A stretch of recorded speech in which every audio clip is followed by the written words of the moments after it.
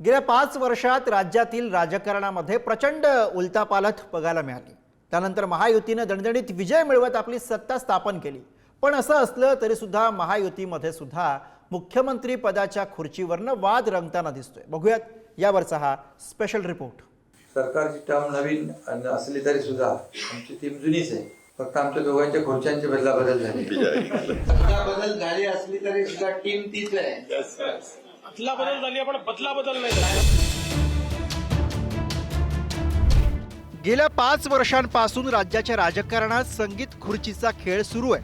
उद्धव ठाकरे, एकनाथ शिंदे आणि आता देवेंद्र फडणवीस तिघांभोवती मुख्यमंत्री पदाची खुर्ची कशी फिरली हे देशानं अनुभवलंय। महायुती पुन्हा सत्तेत आल्यावर मुख्यमंत्री पदाची माळ गळ्यात न पडणं एकनाथ शिंदेंच्या मनात घर करून राहिले। त्यामुळे जेव्हा जेव्हा सरकारची पत्रकार परिषद असते तेव्हा तेव्हा शिंदे आपल्या भावनांना मोकळी वाट करून देतात। अधिवेशनाच्या पूर्वसंध्येला झालेल्या पत्रकार परिषदेत मुख्यमंत्री पदाच्या खुर्चीवरून मुख्यमंत्री देवेंद्र फडणवीसांना त्यांनी कोपरखडी लगावली होती।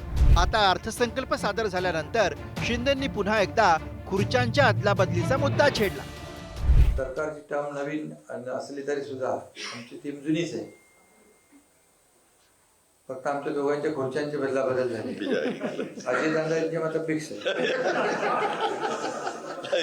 दादाचं बरं आहे। तुम्हाला फिक्स ठेवता आले नाही त्याला मी काय करू?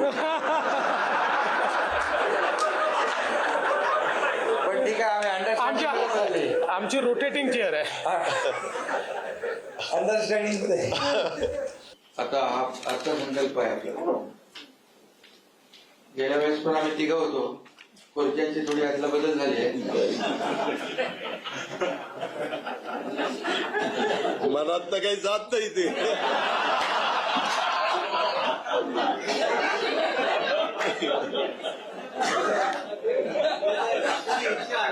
अदला बदल झाली असली तरी सुद्धा टीम तीच आहे।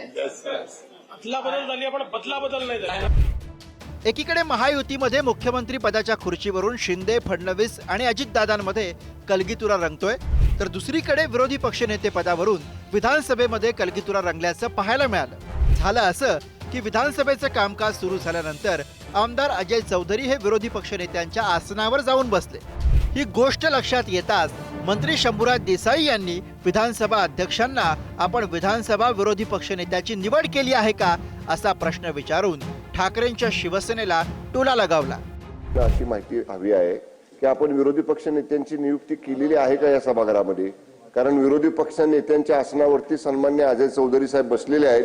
आम्हाला त्यांचं अभिनंदन करावं लागेल जर आपण त्यांना तिथं नेमणूक केली असेल तर। विरोधी पक्ष नेत्यांच्या खुर्चीवर बसलेत अध्यक्ष महाराज, अजय चौधरी जसे विरोधी पक्षाच्या खुर्चीवर बसले तसे दादा ते एकनाथ शिंदे साहेबांच्या जागेवर बसलेत। त्याच्यामुळे हा काही फरक आला काय सभागृहात त्याची माहिती आम्हाला द्यावी। कालच शिंदे साहेबांनी सांगितलं आम्ही अदला बदल करत असतो म्हणून। एकनाथ शिंदे यांच्या बंडानंतर मुख्यमंत्रीपद गेल्यामुळे उद्धव ठाकरेंनी फार खळखळ केली नाही। पुढे एकनाथ शिंदेंना मुख्यमंत्रीपद मिळाल्यामुळे देवेंद्र फडणवीसांनी वरिष्ठांचा आदेश मानत उपमुख्यमंत्रीपद स्वीकारलं। पण पुन्हा मुख्यमंत्रीपद न मिळाल्यामुळे एकनाथ शिंदेंना चांगलं जिव्हारी लागल्याचं बोललं जातं।